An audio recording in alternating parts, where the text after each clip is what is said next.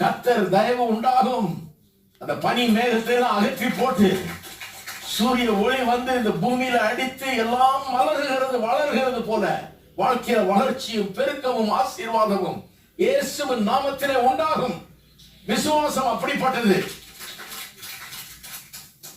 அதனால நல்லா நிமிர்ந்து பாருங்க. விசுவாசம் வேலை செய்யுது. ஒருவேளை ஒரே பனிமூட்டமா இருக்கலாம்.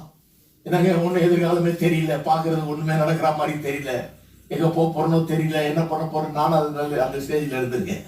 ஆனா ஒண்ணு கண்டுபிடிச்சேன், விசுவாசம் இந்த சூரிய கதிரொளி மாதிரி நான் பார்க்காத இடத்தில் அது வீசிக் கொண்டிருக்கிறது. காணப்படாத ரீதியில் அது செயல்பட்டு கொண்டிருக்கிறது. விசுவாசம் நம்பப்படுகிறவர்களின் உறுதியும் காணப்படாதவர்களின் நிச்சயமாய் இருக்கிறது. கொஞ்சம் பொறுமையோடு காத்திருந்தால் ஜெயத்தை வாழ்க்கையில எடுப்போம் என்பது நிச்சயம். ஆமென்.